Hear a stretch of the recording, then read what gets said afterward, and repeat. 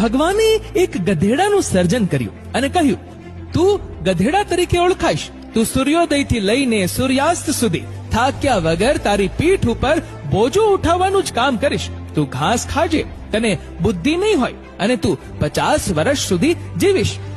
ગધેડો બોલ્યો, હું ગધેડો થયો એ બરાબર છે, પણ પ્રભુ 50 વર્ષનું આયુષ્ય ઘણું બધું કહેવાય. મને 20 વર્ષનું આયુષ્ય આપો ને. ઈશ્વરે એની અરજ મંજૂર કરી. ભગવાને કૂતરાનું સર્જન કર્યું અને કહ્યું, તું કૂતરો કહેવાઈશ. તું મનુષ્યોના ઘરની ચોકીદારી કરીશ.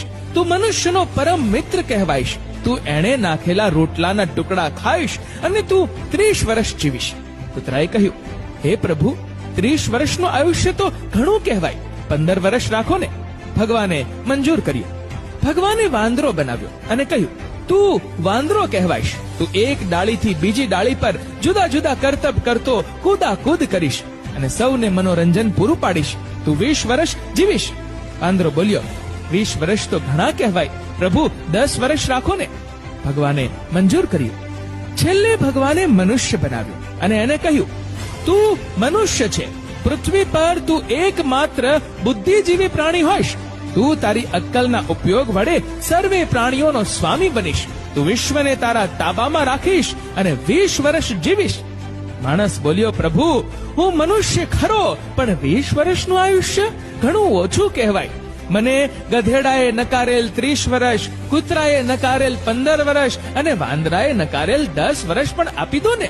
ભગવાને મનુષ્યની ઈચ્છા સ્વીકારી લીધી. ત્યારથી માણસ પોતે માણસ તરીકે 20 વર્ષ જીવે છે. લગ્ન કરીને 30 વર્ષ ગધેડો બનીને જીવે છે. પોતાની પીઠ પર બધો બોજો ઉપાડી સતત કામ કરતો રહે છે. બાળકો મોટા થાય એટલે 15 વર્ષ કૂતરા તરીકે ઘરની કાળજી રાખી જે કંઈ મળે તે ખાઈ લે છે. અંતે જ્યારે વૃદ્ધ થાય ત્યારે નિવૃત્ત થઈને વાંદરા તરીકે 10 વર્ષ સુધી એક પુત્રના ઘરથી બીજા પુત્રના ઘરે જઈને જુદા જુદા ખેલ કરીને પૌત્રો અને ભાણિયાઓને મનોરંજન પૂરું પાડે છે. કડવું છે પણ સત્ય છે, સાચી વાસ્તવિક.